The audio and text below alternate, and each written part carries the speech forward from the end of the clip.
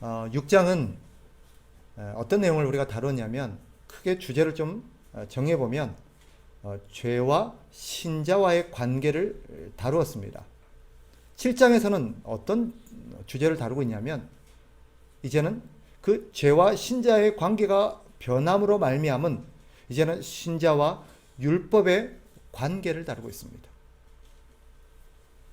신자가 죄로부터 벗어남으로써 이제는 율법과의 관계도 바뀌었다라는 거예요. 그래서 이 7장에서 다루고 있는 이 율법과의 관계는 세 가지 내용으로 구성되어 있습니다. 먼저 우리가 읽었던 1절부터 6절까지는 이제는 신자가 율법에서 해방된 사람이다라는 내용을 다루고 있어요. 두 번째 7절부터 13절까지는 그렇다면 율법이 주어진 목적이 무엇이었던가? 하나님이 율법을 우리에게 주신 까닭이 뭔가 하는 내용을 다루고 있습니다. 그리고 마지막 14절부터 25절까지는 율법의 선한 의도에도 불구하고 율법이 가진 한계에 대해서 다루고 있습니다. 총체적으로 7장은 신자와 율법 간의 관계가 이제는 어떻게 달라지는지, 신자에게 율법은 어떤 의미가 있는지를 다루고 있다라고 보시면 됩니다. 성도는 이 달라진 율법과의 관계를 설명하기 위해서 어떤 비유를 쓰냐면 이 결혼 비유를 씁니다. 2절에 보니까 결혼 비유가 나오죠. 신자는 죄에 대해서 죽음으로 말미암아 이제는 죄의 속박에서 벗어난 사람이라는 것이 6장의 내용입니다. 즉 그러므로 인해서 죄에 대해서 죽음으로 죄의 속박에서 벗어나게 되자 자연스럽게 율법의 구속력에 있어서도 벗어난 존재다라는 것이 7장이 말하고 있는 것입니다. 법의 특징이 뭐예요? 법은 그 사람이 살아있을 동안만 효력이 있습니다. 그 사람이 어떤 죄로 인해서 그 법의 제소가 되어지고 그 법으로 인해서 처벌이 있다 할지라도 그 사람이 죽게 되면 어떻게 돼요? 그 모든 그 사람을 향한 법적 구속력이 무효가 돼요. 무효가 돼요. 그래서 일반적인 어떤 법적 용어로 공소권 없음이라는 판결이 납니다. 당사자가 죽어버렸는데. 신자가 되는 것도 마찬가지예요. 신자가 되는 순간 우리는 죄에 대해서 죽은 존재가 되었습니다. 그러니 더 이상 율법에 대해서도 우리는 공소권이 없는 거예요. 쉽게 말하면 율법 입장에서는 처벌할 근거가 없어진 것입니다. 왜? 죄를 지었던 당사자가 죽었기 때문에. 우리는 예수 그리스도로 말미암아 십자가에 죽을 때 우리도 함께 죽은 것으로 법적인 처리가 된 것입니다. 그러니 더 이상 율법적인 입장에서 우리에게는 처벌할 근거가 없으니 우리는 율법에서 이제는 자유로운 존재가 되었다라는 것이 본문의 요지입니다. 이것을 성경은 뭐라고 표현하냐면 신자가 율법에 대해서 죽었다라고 말해요. 이게 무슨 말이냐? 이것을 좀 더 명확한 의미로 바꾸면 이런 뜻입니다. 이제는 우리는 더 이상 율법의 형벌로부터 자유롭다라는 뜻이에요. 과하게 말씀드리면 이제는 우리는 율법을 안 지켜도 더 이상 율법의 어떤 의무나 처벌 조항에서 예외라는 거예요. 적절한 표현일지 모르겠지만 쉽게 말하면 면책 특권 같은 거죠. 왜 그럴까요? 앞서 말씀드린 것처럼 예수 그리스도께서 우리를 대신해서 십자가의 형벌을 받으심으로 죽으신 그날 우리도 함께 사형 선고가 이루어졌고 우리도 함께 죽은 것으로 법적인 처리가 되었기 때문입니다. 예수 그리스도께서 죽으심은 우리를 대신한 죽음이요, 우리를 대표한 죽음이요, 우리를 위한 죽음이었습니다. 그러니 우리는 율법에 대해서 더 이상 어떤 형벌도 의무도 없는 존재가 된 겁니다.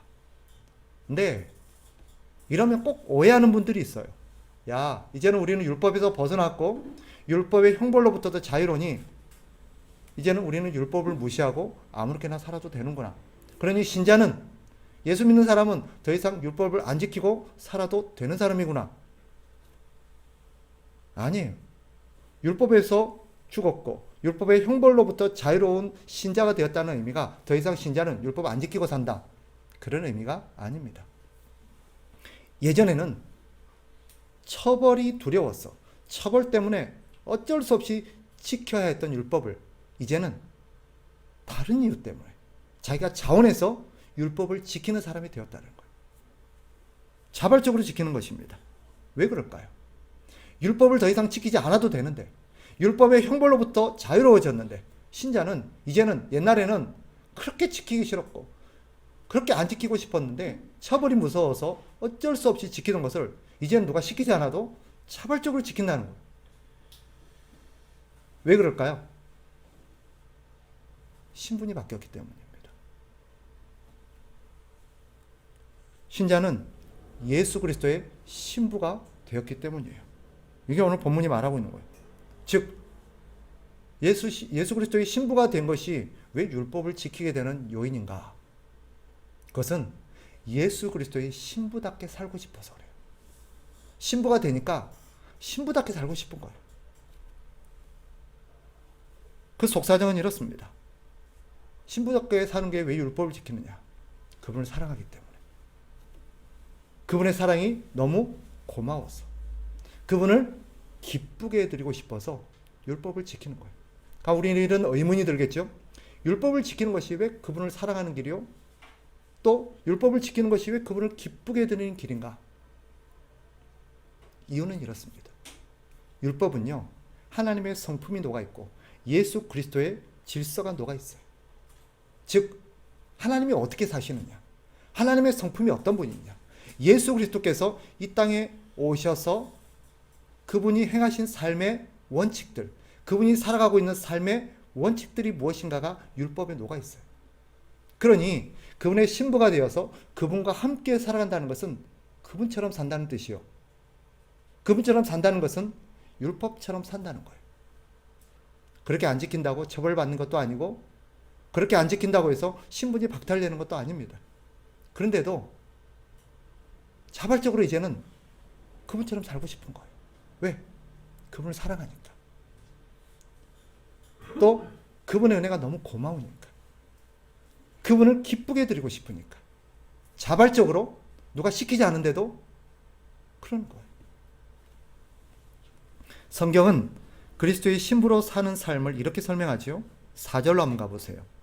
중요한 대목입니다. 4절이 그러므로 내 형제들아 너희도 그리스도의 몸으로 말미암아 율법에 대하여 죽임을 당하였으니 이는 왜냐하면 이 말이죠. 다른이 곧 죽은 자 가운데서 살아나신 이에게 가서 우리가 하나님을 위하여 열매를 맺게 하려 함이라. 예수 그리스도의 신부로 살아가는 삶을 여기서는 뭐로 표현하냐면 하나님을 위해서 열매를 맺는 삶이라고 말해요. 마치 이렇게 표현할 수 있습니다. 이제는 새로운 남편과 결혼하고 새로운 남편과 살았으니 누구의 자식을 낳아야 돼요? 새로운 남편의 자식을 낳아야 되는 것과 같은 이치입니다. 새로운 남편과 결혼했으니 이제는 새로운 사람과 살면서 새로운 남편의 자식을 낳아야 되는 게 당연한 귀결 아닙니까? 새로운 남편과 결혼했는데 과거의 남편의 자식을 낳는다든지 다른 남자의 자식을 낳는 게 말이 됩니까? 마찬가지입니다. 이제 우리는 죄와 결별했고 그리스도와 결혼했습니다. 그러니 그리스도의 자녀를 낳는 것이 당연한 귀결이고 그것이 합당한 이치입니다. 5절을 보세요. 5절 우리가 육신에 있을 때에는 율법으로 말미암는 죄의 정욕이 우리 지체 중에 역사하여 우리로 사망을 위하여 열매를 맺게 하였더니 과거에는 이랬다는 거예요. 사망을 위한 열매가 뭐예요? 죄짓고 사는 거예요. 죄짓고 사는 거예요. 이게 과거에 남편의 자식을 낳는 거고 과거에 사망의 열매를 맺는 거예요. 사망의 열매가 뭐라고요? 죄짓고 사는 거예요. 죄의 싹은 사망이라 그랬으니. 그런데 이제는 새로운 예수 그리스도의 신부가 되었으니 어떤 열매를 맺어야 돼요? 그리스도의 열매를 맺어야 돼요. 생명의 열매를 맺어야 돼요. 그게 뭐겠어요? 사망의 열매가 죄짓고 사는 거라면 생명의 열매요, 하나님을 위한 열매는 뭐가 되겠습니까? 의의 열매를 맺는 거예요.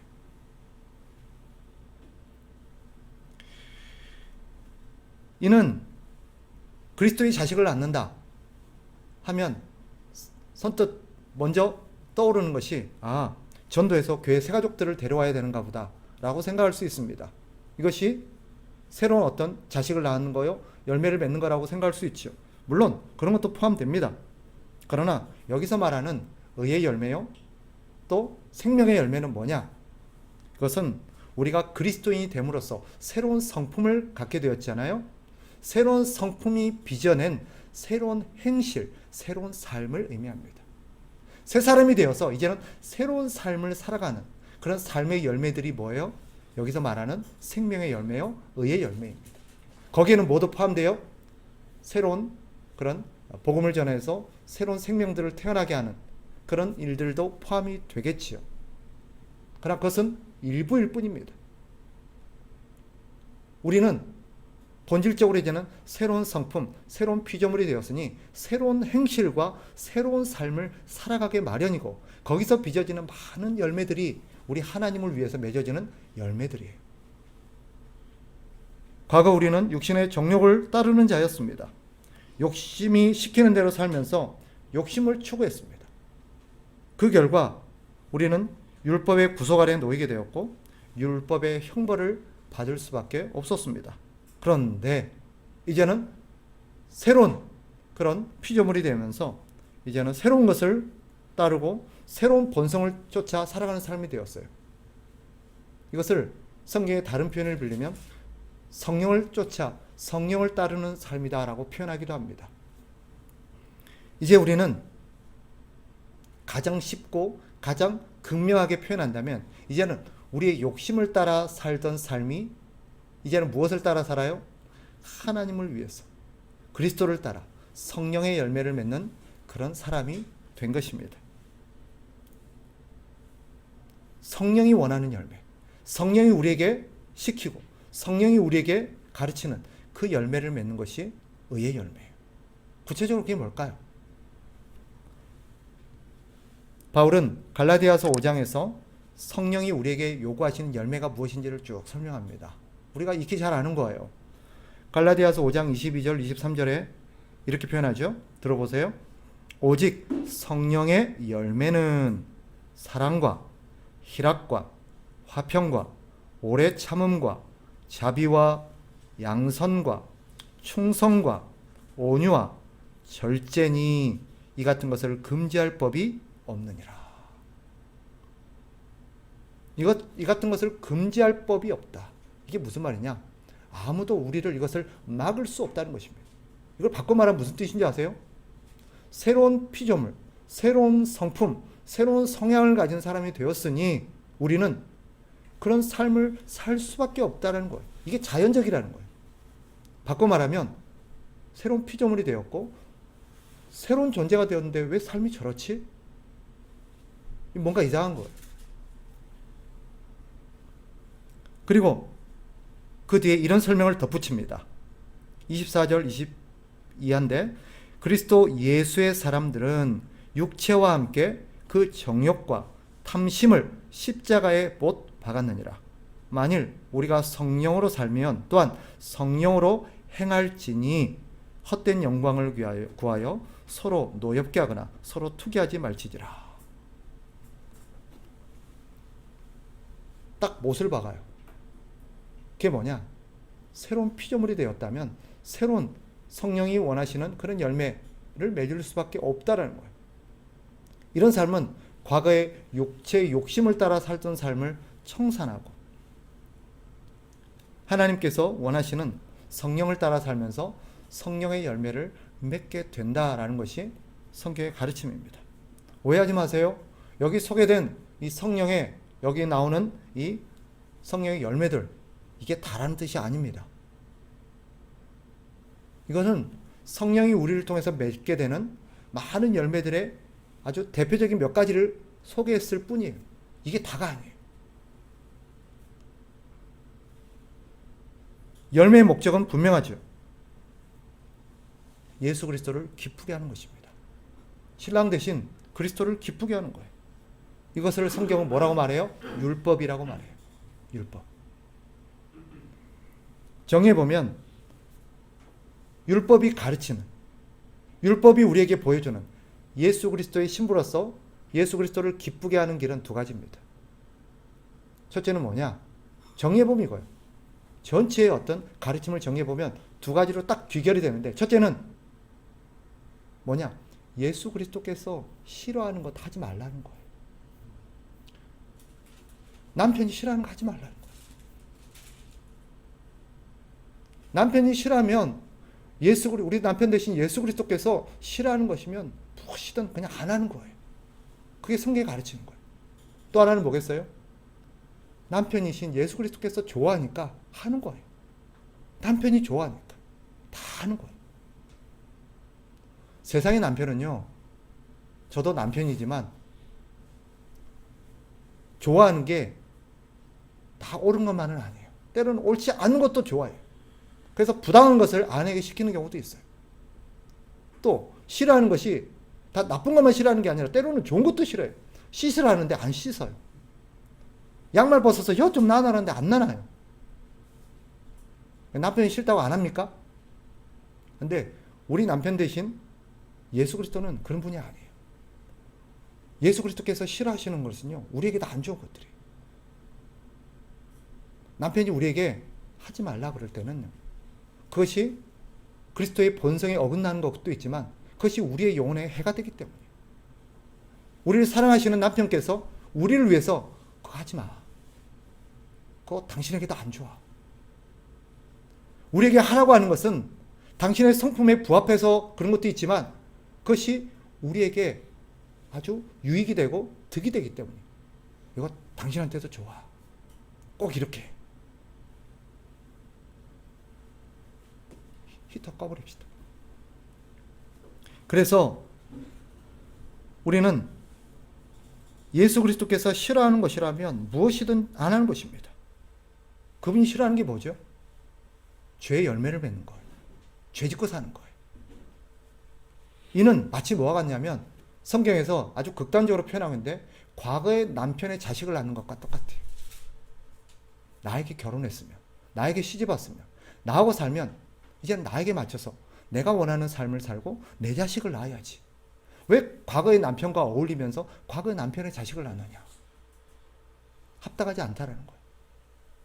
이것을 성경은 영적인 간음이라고 그러죠. 죄와 불의한 습관을 끊어버려야 될 이유가 여기 있습니다.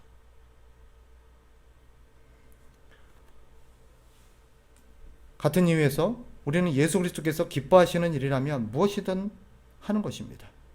그분이 기뻐하는 게 뭐지요? 선을 행하는 거예요. 선을 행하는 거. 선이 뭡니까? 우리가 생각하는 일상적인 착한 일, 그것도 선의 일부에 포함될 수 있지만 성경이 말하는 선은 그런 의미는 아닙니다. 성경이 말하는 선은 하나님의 말씀에 순종하는 삶을 선이라고 말해요. 그 선에는 이웃을 사랑하고 이웃을 돌보는 일이 포함되어 있고 그것이 아주 중요한 문제로 자리하고 있습니다. 그러니 이렇게 표현할 수 있습니다. 선을 행하는 삶은 뭐냐? 다른 사람을 사랑하고 다른 사람을 도와주는 일이라고 규정해도 옳습니다. 그리스도인은 선을 행하는 사람이 돼야 돼요. 확대하면 그리스도인의 모임이 뭐예요? 교회잖아요. 하나님께서 교회에게 원하시는 게 뭐냐? 교회가 정말 하지 말아야 될 일이 있어요. 하나님께서는 교회를 그리스도의 신부라고 표현해요. 교회가 하지 말아야 될 게 있어요. 뭐예요? 세상을 닮아가는 거예요. 과거의 남편과 어울리면서 과거의 남편이 원하는 삶을 사는 것. 즉 세상과 어울리면서 세상적인 삶을 살아내는 게 교회가 하지 말아야 될 거예요. 죄 짓는 거지. 교회가 욕심을 부리고 그러는 거예요. 반대로 하나님께서 교회에게 원하는 게 있어요. 그게 뭐예요? 선을 행하는 거예요. 이웃을 사랑하고 이웃을 돌봐주고 이웃을 도와주고 선을 베푸는 거예요. 그게 교회가 해야 될 일이에요. 오늘날 교회가 그리스도의 신부로서 역행하고 있어요. 주님이 싫어하는 일을 골라서 하고 주님이 좋아하는 일을 안 해요.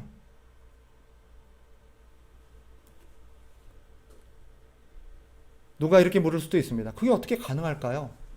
그게 어떻게 가능할까요? 하루아침에 이게 가능한가? 사랑이 그것을 가능하게 합니다. 사랑이. 어떤 사람은요, 30년 동안 못 끊던 도박을 사랑하는 여자를 만나서 하루아침에 끊는 경우도 있어요.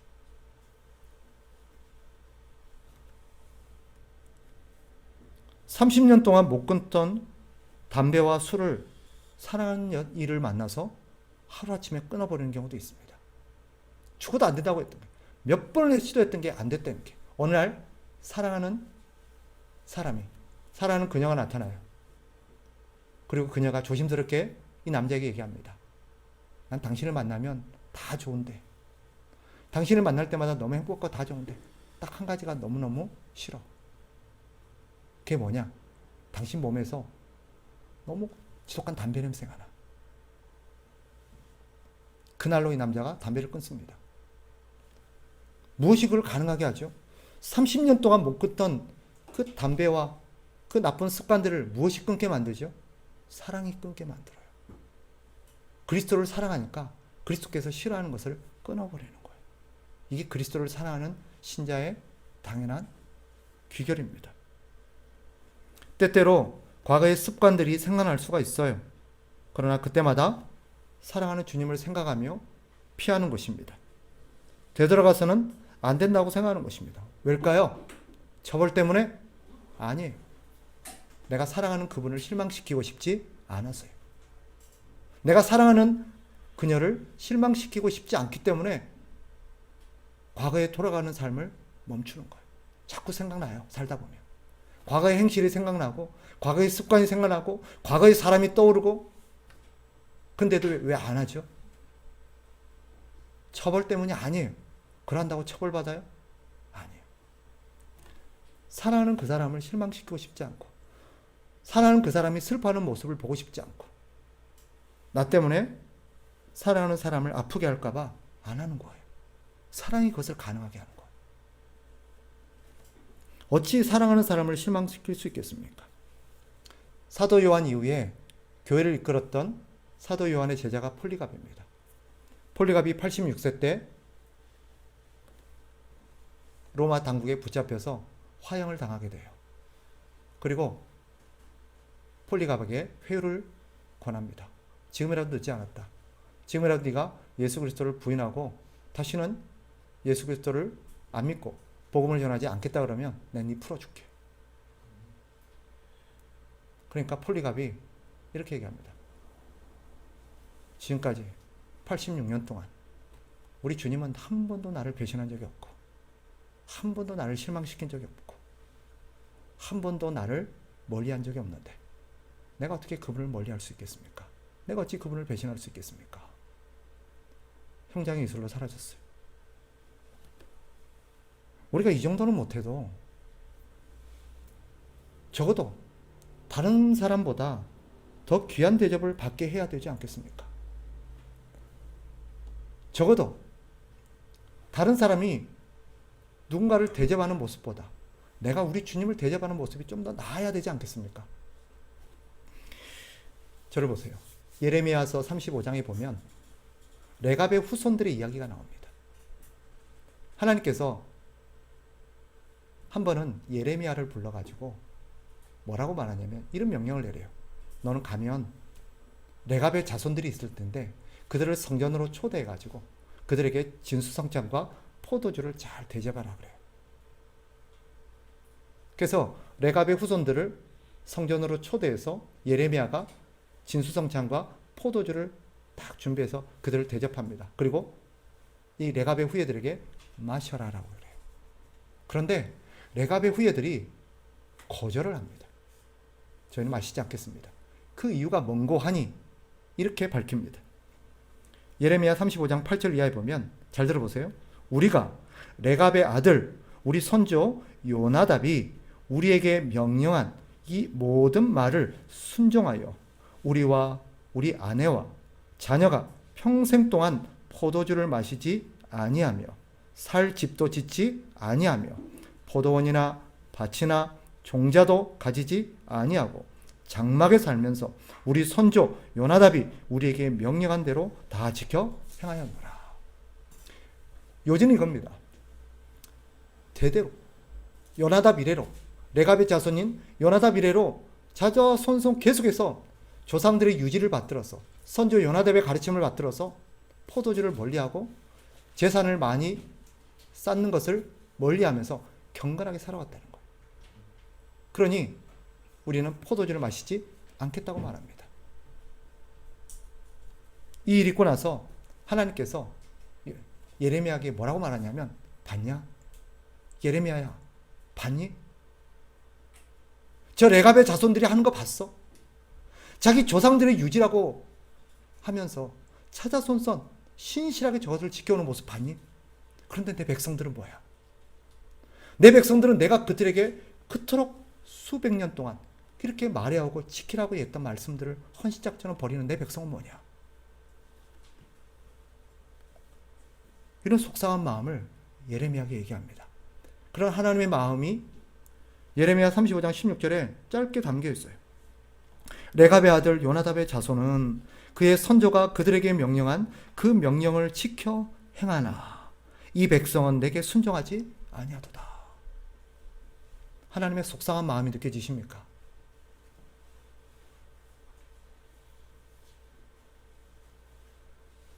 어떤 이들은 자기 조상의 유지라고 대대에 걸쳐서 신실하게 지켜오고 있는데, 사람의 말도 저렇게 신실하게 지키는데 내 백성 이스라엘은 하나님의 말인 내 말을 지키지 않는데요. 하나님이 너무 속상해서 예레미야에게 이 레갑의 자손들을 보여줍니다. 말씀을 정리하겠습니다. 그리스도인은 예수 그리스도의 은혜로 말미암아 과거 죄에 대해서 죽고 그리스도의 신부로 새로운 피조물이 된 사람들입니다. 그리스도의 신부가 된 신자들은 이제는 과거에 그토록 죽인다 그래도 지키지 못하던 율법을 지키라고 쫓아다니면서 매를 들어도 지키지 못하던 율법을 이제는 그리스도를 만난 이후에 그리스도의 사랑을 깨닫고 그분을 너무 사랑하고 그분의 은혜가 너무 고마워서 이제는 자발적으로 율법을 지키겠다고 나선 사람들입니다. 하나님의 말씀이니까, 우리 주님이 기뻐하시니까, 우리 주님이 원하시니까 이제는 내가 목에 칼이 들어와도 내가 지키겠다 라고 하면서 자발적으로 주님을 따르는 사람들입니다. 이 사람들의 원리는 간단합니다. 이 사람들은 분명한 삶의 원칙이 있어요. 우리 주님 싫어하는 거 나 안 해. 우리 주님 싫어하니까 나 안 해. 누가 야 이거 하자. 이거 이번에 대세래. 이거 하면 이번에 큰돈 번대. 이거 하면 즐겁대. 이거 하면 인기를 많이 끈대. 근데 신자는요 안 해요. 난 안 해. 왜? 왜 안 해? 우리 주님 싫어하셔. 우리 주님 싫어하셔.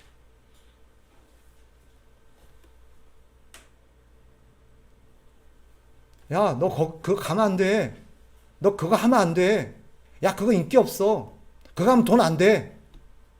그거 왜 그런 짓을 하고 있냐? 우리 주님 좋아하시니까. 우리 주님이 기뻐하시니까. 그래서 어떤 사람들은요, 그 잘 나가던 일들을 포기하고, 주님이 기뻐하신다고, 주님이 그걸 좋아하신다고, 새로운 길을 걷는 사람들도 있습니다. 저는요, 우리가 그 정도까지는 못하더라도 주님을 위해서 우리의 잘 나가던 스펙을 포기하고 주님을 위해서 내 편안한 삶을 포기하고 주님을 위해서 내 시간을 희생하고 그런 것까지는 바라지도 않아요. 최소한 우리 주님이 다른 사람보다 못한 대접을 받아서는 안 되는 거잖아요. 옆집의 아내가 남편을 저렇게 지극정성으로 섬기는 모습, 우리 주님이 우리의 남편이신데 적어도 저 아내가 저 남편 섬기는 것보다는 우리가 우리 주님 섬기는 게 더 나아야 되잖아요. 우리 주님이 저 옆집에 저 남편보다도 못한 대접을 받아서는 안 되는 거잖아요.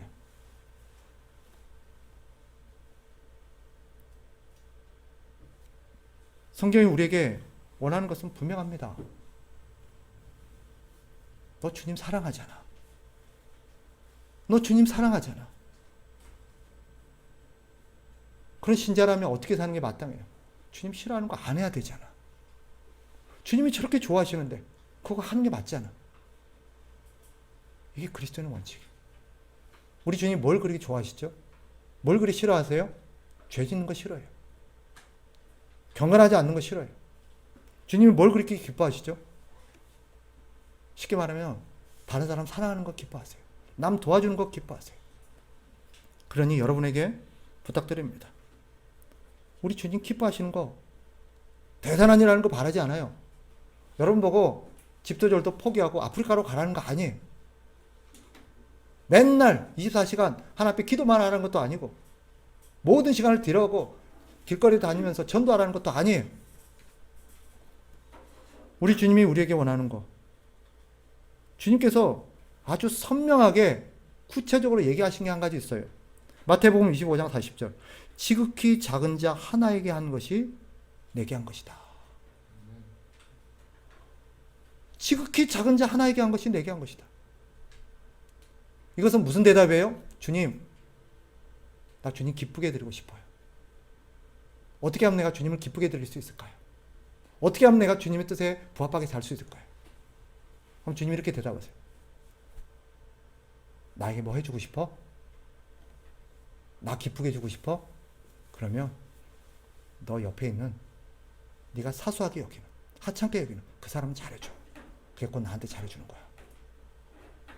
너 미워하고 있는 그 사람, 너 지금 거부하고 있는 그 사람, 네가 지금 욕하고 있는 그 사람, 네가 외면하고 있는 그 사람, 그 사람 잘해줘. 그게 나 도와주는 거야. 그게 내가 기뻐하는 거야. 이거예요. 이거예요. 우리가 돌아봐야 될 이웃이 얼마나 많습니까? 가까이 있는 내 식구부터, 내 교회 식구들, 내 주변에 필요한 많은 이웃들. 지극히 작은 자 하나에게 한 것이 내게 한 것이다. 주님을 사랑하는 여러분, 주님의 신부가 된 여러분, 주님을 기쁘시게 해드리고 싶은 여러분, 주님을 사랑하고 주님을 기쁘시게 해드리고 싶어서 주님이 싫어하는 거 안 하고 싶고 주님이 원하는 것이라면 뭐든 하고 싶은 여러분, 지극히 작은 자 하나에게 한 것이 내게 한 것이라는 주님의 음성을 멀리 두고 대단한 일을 하려고 하지 마십시오. 할 수도 없을 뿐더러 우리 주님께서 원하는 것은 그런 대단한 일이 아니에요. 우리 바로 옆에 있는 사람 사랑하고 돌봐주고 잘해주는 거예요. 우리 주님 대하듯이. 여러분 직장에서 여러분 직장 상사 죽게 하듯 여러분 직장 일을 하는 거예요. 그게 우리 주님 섬기는 거예요. 그래서 죽게 하듯 하라. 일을 할 때도 죽게 하듯 하고, 사람을 섬길 때도 주님을 섬기듯 하고, 그것이 우리 그리스도인입니다. 그럴 때 우리 주님께서 고마워. 우리는 그럴 거. 내가 주님을 위해서 뭘 했는데요? 네가 내가 감옥에 있을 때 먹여줬고, 굶주리고 있을 때 먹을 걸 줬고, 추워 떨고 있을 때 옷을 입혀줬잖아. 제가 언제요? 지극히 작은 자 하나에게 한 것이고 내게 한 거였어. 이게 주님의 가르침이에요. 그러니 우리 주님 기쁘게 해드리고 합시다. 그것은 내 주변 사람들을 사랑하며 사랑을 많이 베푸는 거예요. 내 욕심이 아니라. 그런 삶을 살아가는 저와 여러분 되시기를 주의 이름으로 축복합니다. 기도하겠습니다.